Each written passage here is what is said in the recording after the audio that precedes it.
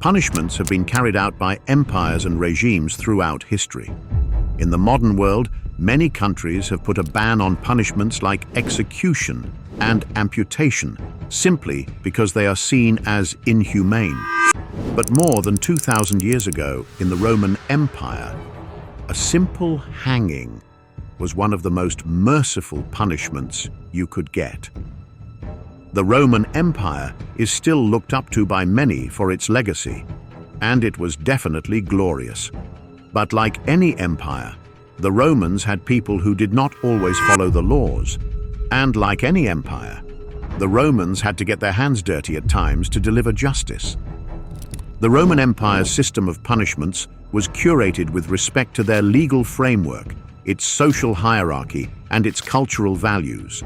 These punishments were not just to instill a sense of order, fear, and obedience in the people. They were a public spectacle which both the common folk and the elites enjoyed.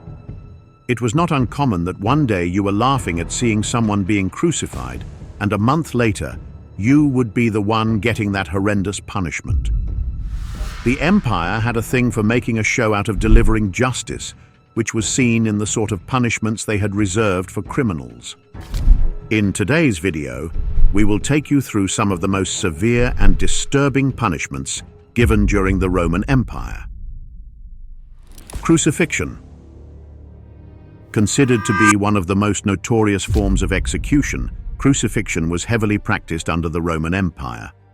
In crucifixion, the victim was first subjected to a brutal whipping, injuring them heavily and leaving them mentally exhausted. But this was just the beginning. After this, they were later made to carry the crossbeam of the crucifix, which usually weighed almost 50 kilograms or roughly 110 pounds. And then, the actual horror would begin. The victim was nailed to the cross at their wrists and feet to make sure they would stay hanging. The cross was raised upright, kept almost 9 to 12 feet above the ground, and the victim would stay hung there without any food or water until they succumbed to death. When you know that death is your fate, you hope it hits you soon. But the whole point of crucifixion was to delay the death of the victim and inflicting unbearable pain and public humiliation until they meet their fate. The physical pain was intense, and hanging just by the wrists and feet led to great muscle fatigue, and due to it, a lot of the victims asphyxiated and fell dead within days. Those who were unfortunate enough to survive the initial agony would die in weeks, with their ribs and spine visible because of the extreme starvation. Their wounds festered in the open and infection grew as well, making survival a more painful experience than sudden death. The victims were not even kept out of their misery after death. Their bodies were usually left hanging for days, even weeks, to the point that the bodies start decomposing and rotting. The punishment not only caused extreme physical trauma, it humiliated them in public and made an example out of the people who were crucified. Crucifixion was reserved for disgraced slaves, traitors, Christians, and foreigners, only very rarely to Roman citizens.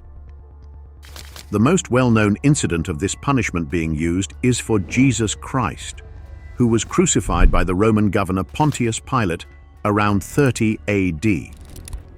Crucifixion remained a common method of execution in Rome for several centuries, until it was abolished by Constantine the Great in the early 4th century CE.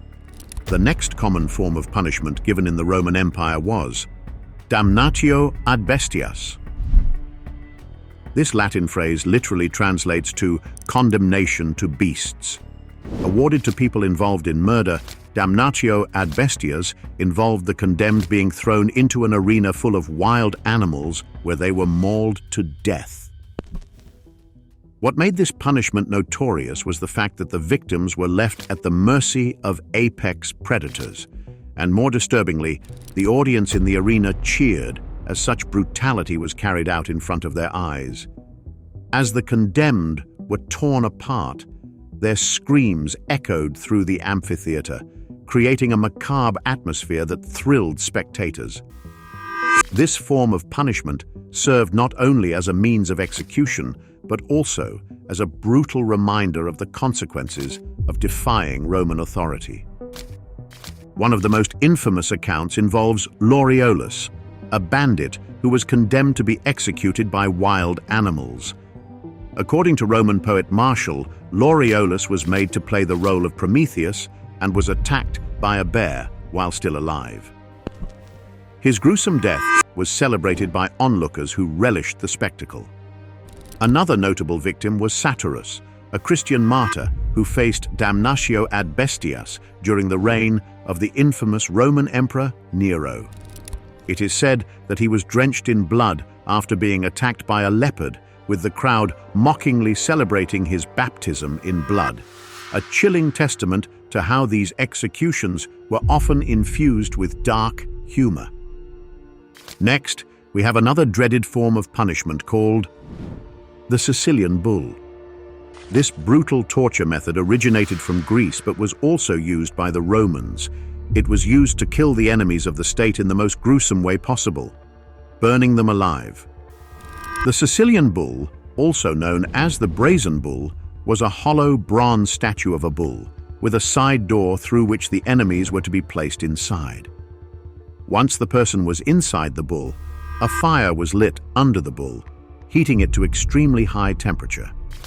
It effectively meant that the person inside was roasted alive, causing enormous pain and suffering. The bull was also designed in a manner that the screams of the victims inside would travel through some funnels and sound like a bull's roar to the onlookers.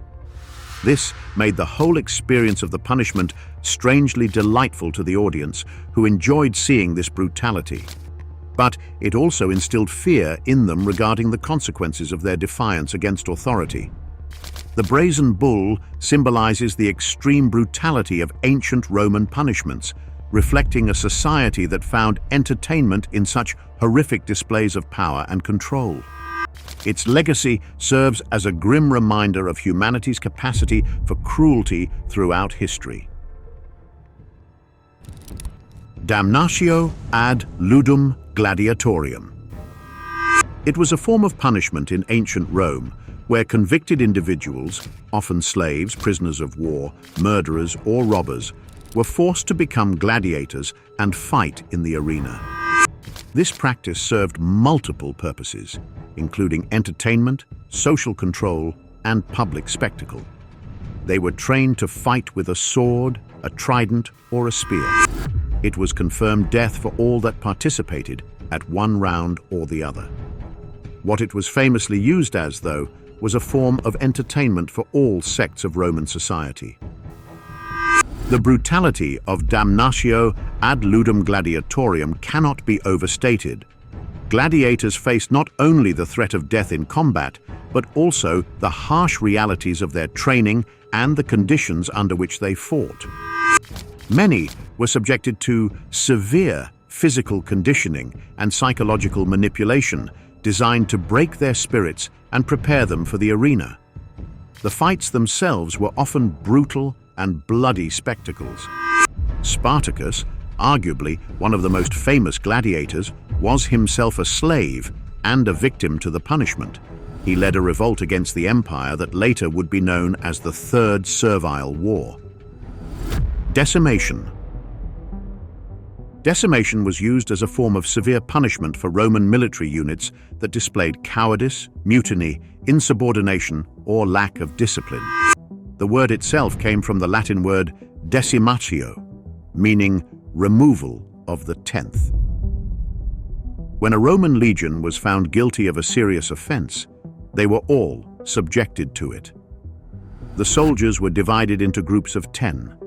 Within each group of 10, one soldier would be chosen by drawing lots. The soldier who was selected was then executed by the other 9, typically by stoning or clubbing the soldier to death. This brutal form of punishment was intended to instill fear and discipline, ensuring that the troops would remain loyal to their commanding officer. What made this brutal was the fact that it did not matter whether the victim was actually guilty or not. He would be killed by the people he had fought with. A Roman general used this infamous method of punishment once. Marcus Licinius Crassus. Crassus was a wealthy Roman politician and a member of the first triumvirate along with Pompey and Caesar. Upon losing battles against Spartacus in the Third Servile War, 73 to 71 BC, he subjected his legion to this brutal punishment to remind them the importance of being obedient. It was a brutal realization to the soldiers that even if they were to survive wars, there was no guarantee of them surviving the iron rod of the Roman Empire if they were to cause trouble. Last, but not the least, poena culae. This is one of the most brutal and terrifying punishments the Romans awarded in their regime. It was reserved for one of the gravest crimes of the empire, parricide, or the act of killing one's own parents. This punishment was not only a method of execution, but also a ritual steeped in symbolism and designed to serve as a reminder of the consequences of parricide. The condemned was put inside a leather sack after being stripped naked. The leather sack was shut later, but not before some animals were also put in it, like a dog symbolizing uncleanliness, a snake referring to treachery, and a rooster signifying vigilance. This was not the final punishment, though. Once they were all secured inside the sewn leather sack, the sack was thrown in a water body. When the sack was sinking, all the animals and the condemned would be in great panic, and the animals attacked the guilty, leaving them with severe injuries, all the while they drowned. The earliest documented references to this grave punishment date back to around 100 BC, and respected Roman jurists like Modestinus described it in their legal texts, talking about its significance in cases of parricide. The Roman Empire stood tall and glorious, but it certainly had its own dark side, one being their justice system. These punishments stand as a reminder of how important obedience was in the empire and how seriously they took law and order.